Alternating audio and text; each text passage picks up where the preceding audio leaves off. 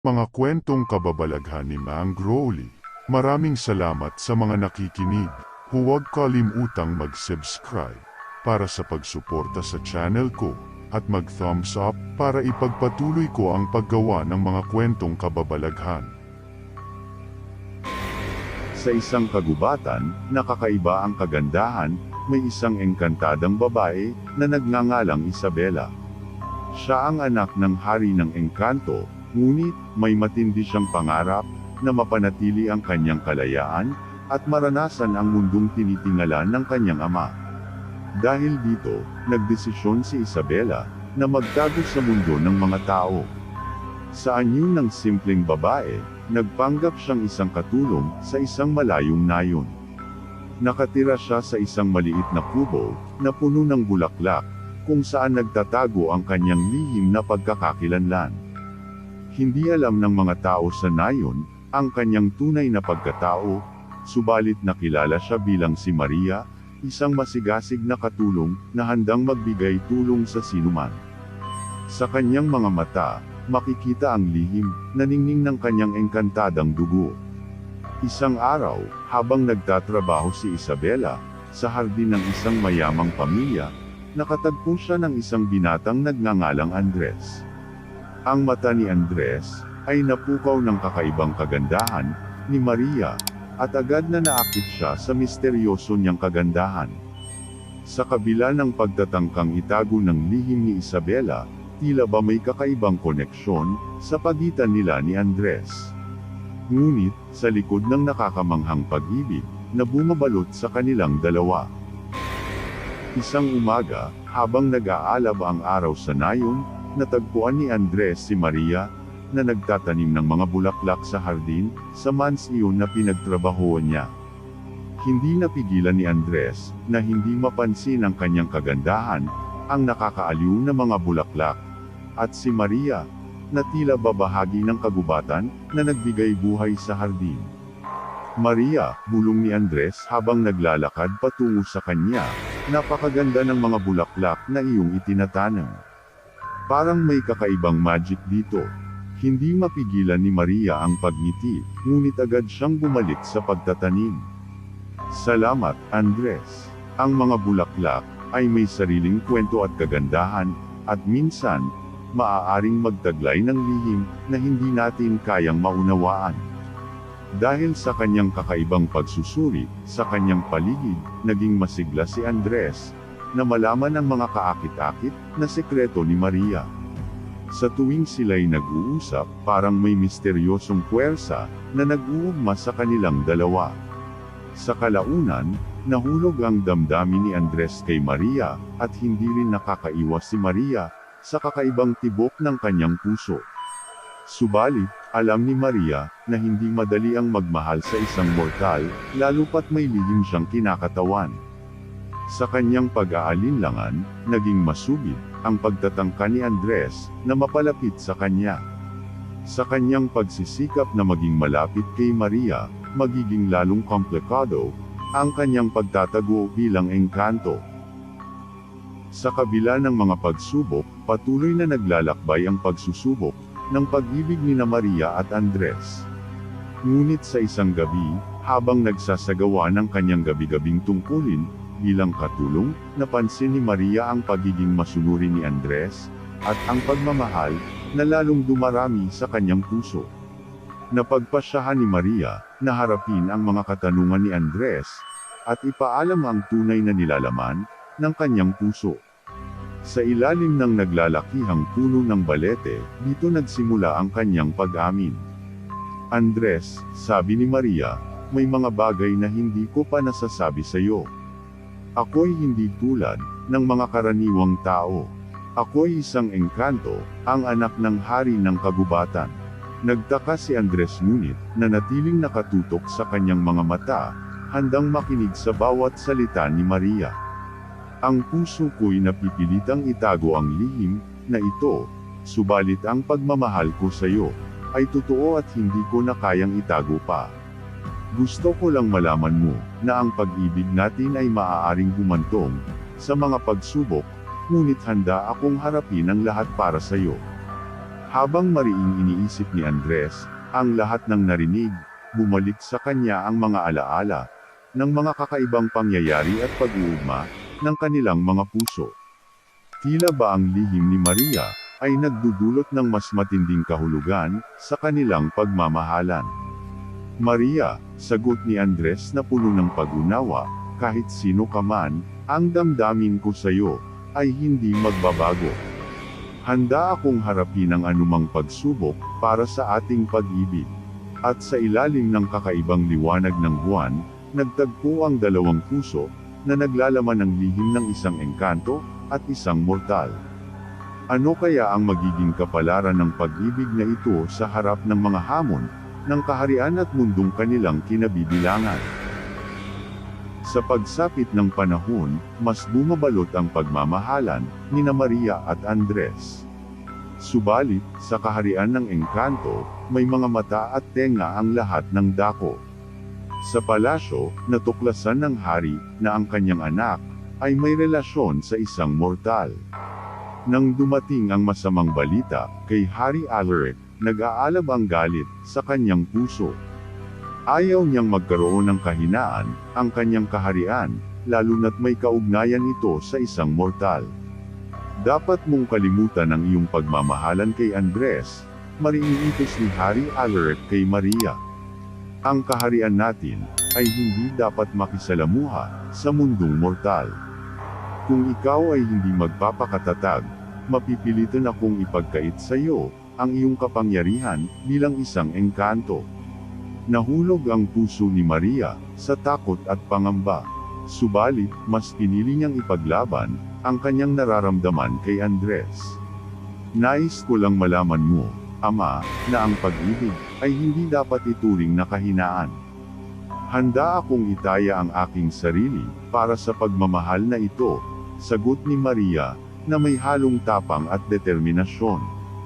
Samantalang nagaganap ang mga pangyayari sa kaharian, nagpatuloy ang pagmamahalan nina Maria at Andres.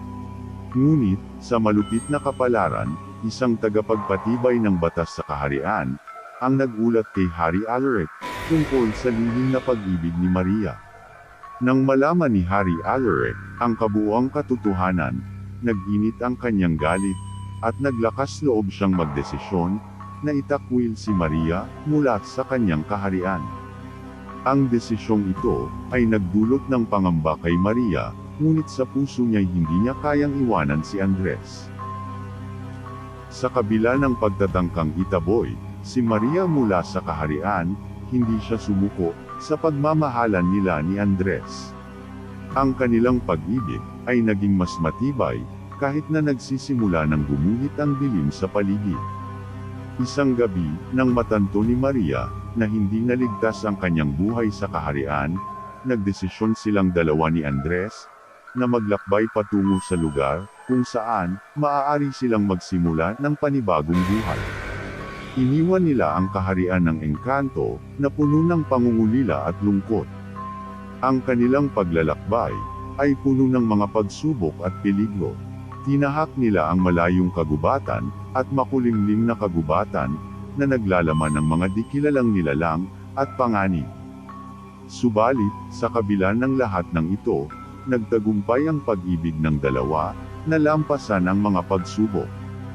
Sa kanilang paglalakbay, natutunan ni Maria na ang pag-ibig ay mas malalim kaysa sa anumang kapangyarihan o kaharian. Nakita niyang mas masalimuot ang mundong mortal, ngunit mas makulay at puno ng pagkakataon. Nang makarating sila sa isang masayang bayan, sinimulan nilang itatag ang kanilang sariling tahanan at buhay. Dito, nakatagpo sila ng bagong mga kaibigan, at nakaranas ng tunay na kaligayahan, na tila ba hindi kayang ibigay ng kaharian ng engkanto. Sa matagal ng panahon, sa kabila ng masalimuot na pag-ibig nina Maria at Andres, hindi napawi ang pangungulila ni Maria sa kanyang kaharian. Nang mapagtanto niyang hindi kumpleto ang kanyang buhay nang wala ang koneksyon sa kanyang lahi, nagdesisyon silang dalawa na bumalik sa kaharian ng engkanto. Bagamat puno ng takot at pangamba, handa si Maria na harapin ang kanyang ama ang Hari Alaric, upang ayusin ang mga bagay. Gayunpaman, hindi niya matiis ang iwanan si Andres. Sa pagbabalik sa kaharian, napansin ni Maria ang pagbabago sa atmosfera. Ang dating masigla at masayang kaharian ay tila nag-iba na, puno ng lungkot at pangungulila. Nararamdaman niyang isang malaking pagbabago ang naganap habang sila'y naglalakbay. Nang makarating sila sa palasyo, saksi si Maria sa pag-iyak ng kanyang ama. Halata sa mga mata ng Hari Alaric ang pagdurusa at pangungulila na naranasan niya habang wala si Maria. "Anak ko," sabi ni Hari Alaric, na puno ng pangungulila, "hindi ko naisip na makikita kita muli. Ngunit alam kong mayroon kang sariling landas na dapat tahakin." Naabot ni Maria ang kamay ng kanyang ama, at naglakas loob na ipaliwanag ang kanyang nararamdaman, at ang pag-ibig kay Andres. Sa unang pagkakataon, nakita ni Hari Alaric ang saya at kahalagahan sa puso ng kanyang anak. Sa kanyang pag-unawa at pag-amin, nagbukas ang Hari Alaric sa bagong realidad. Naging bahagi si Andres ng kaharian, at nagsilbing tulay sa pagitan ng mga engkanto at mga mortal. Sa pag-iral ng pag-unawa at pagmamahal, unti-unti rin nilang nabuo ang bagong kaharian na puno ng pagkakaisa. Ang pag-ibig ni Maria at Andres ay nagsilbing inspirasyon para sa iba pang engkanto na masaksihan ang kahalagahan ng pagtanggap at pagmamahalan sa kabila ng kanilang pagkakaiba. Ang kaharian ng engkanto ay nagbago sa ilalim ng bagong pamumuno ni Hari Alaric, na mas maluwag na tinanggap ang mga mortal sa kanilang komunidad. Naging simbolo ng pag-ibig at pagkakaisa ang pagsasama ni Maria at Andres, at ito'y nagsilbing inspirasyon sa iba pang engkanto. Sa paglipas ng mga buwan, nadama ni Maria at Andres ang pag-unlad at pag-usbong ng kanilang kaharian. Hindi lamang sila naging modelo ng pagmamahalan, kundi naging tagapagtanggol din ng kapayapaan sa gitna ng mga engkanto at mortal. Ngunit, sa likod ng kanilang kasayahan, isang lihim ang bumabalot sa isip ni Maria. Siya'y nagtatanim ng pangarap na isang araw, magiging malaya siyang mamuhay sa mundo ng mga mortal, kasama si Andres, nang walang takot na mawala ang kanyang kapangyarihan. Isang hapon, habang nagmamasid sa kaharian, nakita ni Maria ang isang malupit na paglakas loob sa kanyang sarili. Lumapit siya kay Hari Alaric, at ibinahagi ang kanyang pangarap na mamuhay ng malaya. "Nais ko pong malaman mo, Ama, na ang pag-ibig kay Andres ay nagbukas ng bagong pintuan sa aking puso. Gusto ko sanang maging malaya na mamuhay sa mundong mortal nang kasama siya," mariing sabi ni Maria. Sa halip na galit, nakita ni Hari Alaric ang kanyang anak na masigla at masaya. Sa pag-unawa at pagtanggap, sinabi niya kay Maria, "Anak ko, ang iyong kaligayahan ay sa iyong kamay. Kung ito ang magdadala sa iyo ng tunay na kasiyahan, suportado kita." Ipinagbigay alam ni Maria kay Andres ang kanyang desisyon, at magkasabay silang nagtungo sa mundong mortal, handang harapin ang bagong yugto ng kanilang buhay. Sa pag-alon ng kaharian ng engkanto at mundong mortal, nangyari ang hindi inaasahan.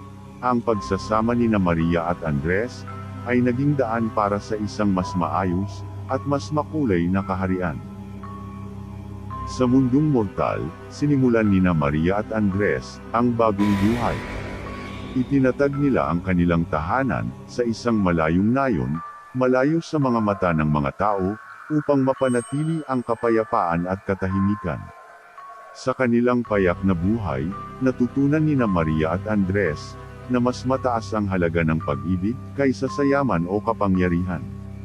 Ang simpleng pamumuhay ay nagbigay sa kanila ng kasiyahan na tila ba hindi kayang ibigay ng mga kaharian ng engkanto.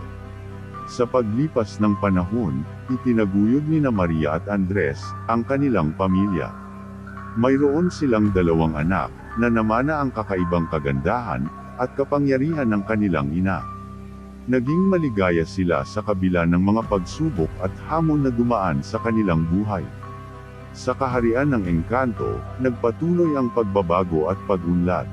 Dahil sa bukas-isip na pamumuno ni Hari Alaric, naging mas bukas ang pintuan para sa mga mortal sa kaharian. Ang pagsasama ng mga engkanto at mortal ay nagbukas ng mga pagkakataon para sa pag-unlad at pagsulong sa kanilang mga buhay. Sa pagtatagumpay ng kanilang pag-ibig, nagsilbing inspirasyon nina Maria at Andres, ang kanilang kwento para sa iba. Ang kanilang pag-ibig ay nagsilbing lihim sa tagumpay, na nagpapakita na ang pagkakaiba, at ang pagmamahalan ay maaaring magsanib sa isang makulay at masalimuot na pag-ibig.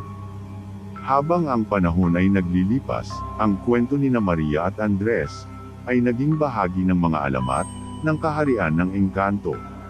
Isinilang nila ang isang bagong yugto ng kapayapaan at pagkakaisa, at ang kanilang pag-ibig ay nagtagumpay sa kabila ng lahat ng hamon. Sa paglipas ng maraming taon, ang kaharian ng engkanto at mundong mortal ay napagtagumpayan na ang mga paghihirap at pagsubok. Ang pag-ibig nina Maria at Andres ay naging pundasyon ng kapayapaan at pagkakaisa. Nang maglaon, habang nagtatagumpay ang kanilang mga anak, at naging mga leader sa kanilang kaharian, nagdesisyon sina Maria at Andres na bumisita sa lugar kung saan nagsimula ang kanilang pag-ibig. Inihatid sila ng mga malalakas na hangin patungo sa ilalim ng malaking puno ng balete, ang lugar kung saan sila unang nagtagpo. Doon sa ilalim ng puno na ito, bulong ni Maria kay Andres, nagsimula ang ating kwento. Hindi ko malilimutan ang mga pagsubok na dumaan tayo, at kung paano tayo nagtagumpay. Napangiti si Andres at isinagot, oo, at sa kabila ng lahat ng iyon, heto tayo ngayon, mas maligaya at mas malakas ang pag-ibig natin. Nang dumating sa ilalim ng puno, isang kakaibang ilaw, ang biglang sumiklab, at tila ba ang mga engkanto, ay nagdiriwang kasama nila. Mula sa malayo, nakita ni Maria ang kanyang ama, si Hari Alaric, na ngayon ay puno ng pagmamahal at pag-unawa.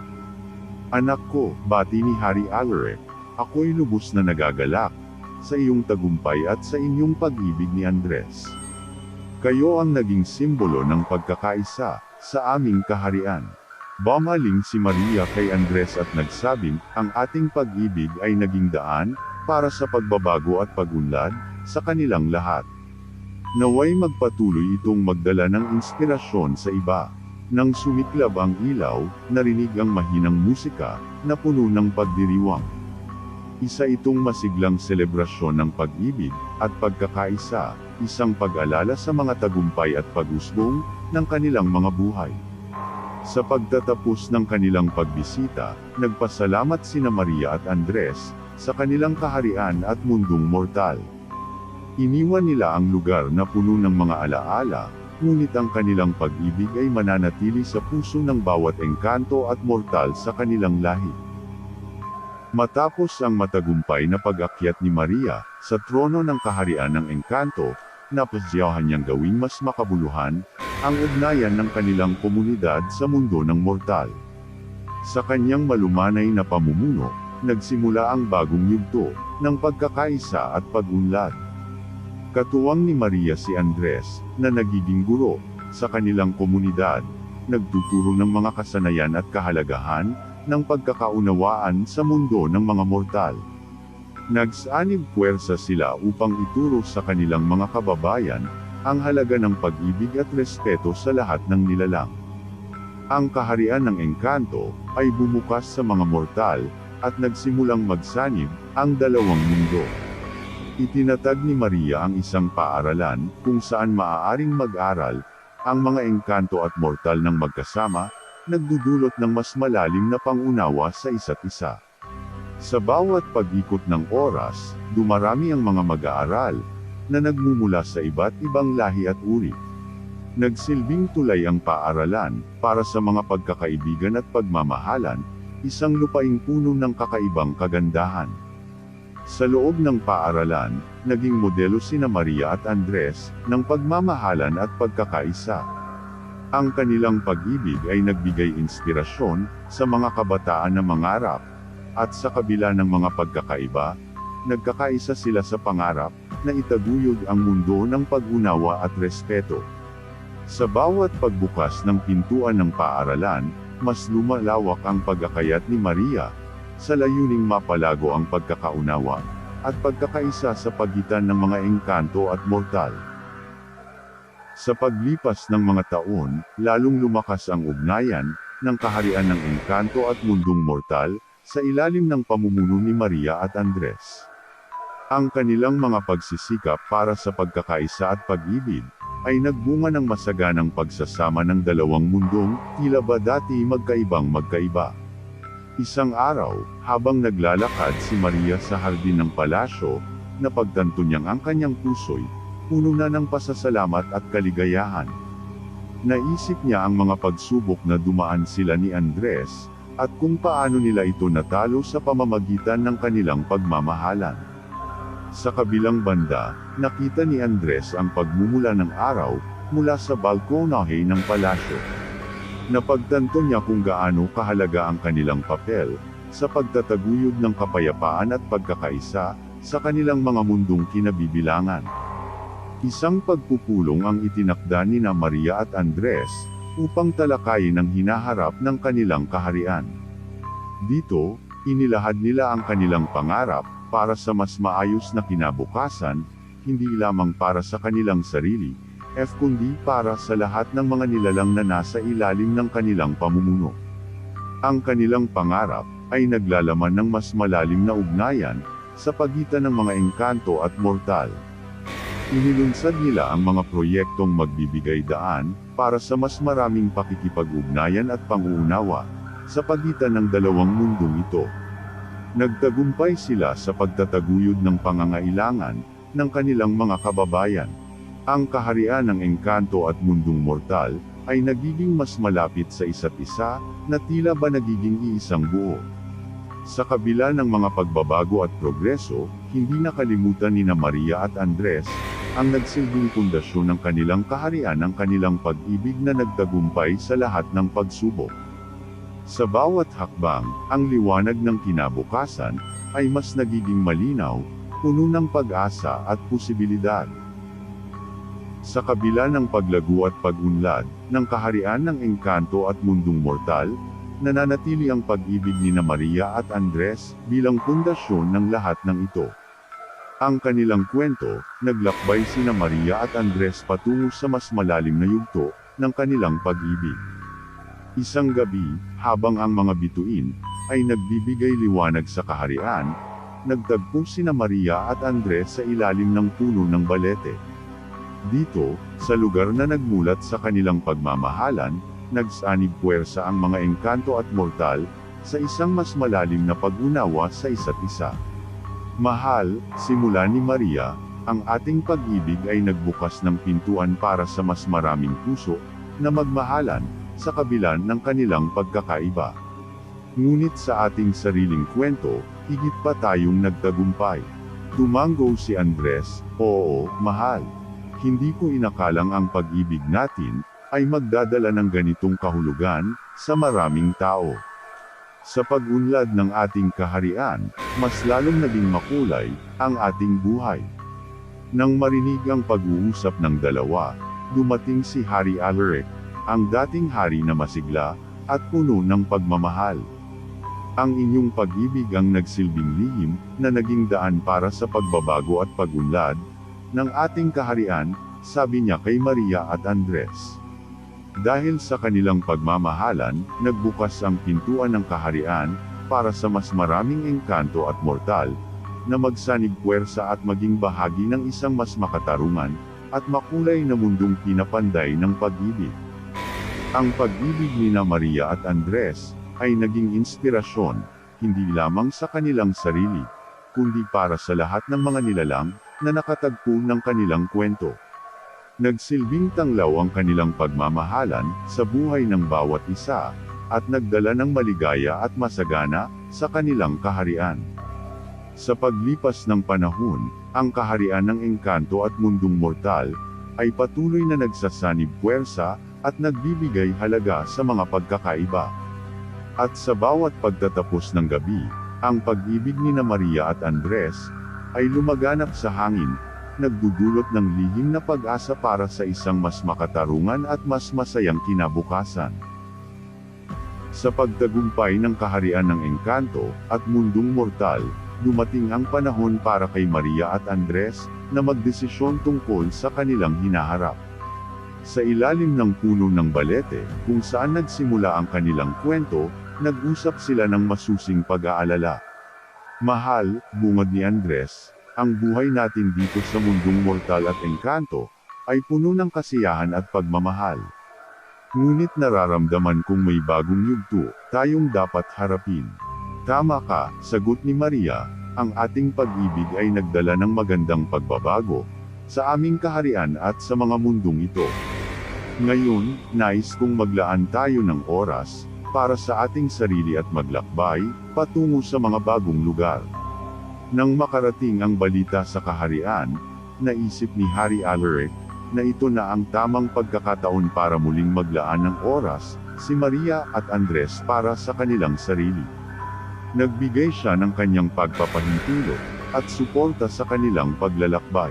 Sa mga sumunod na araw, naglakbay sina Maria at Andres, patungo sa mga lugar na hindi pa nila nadadaanan.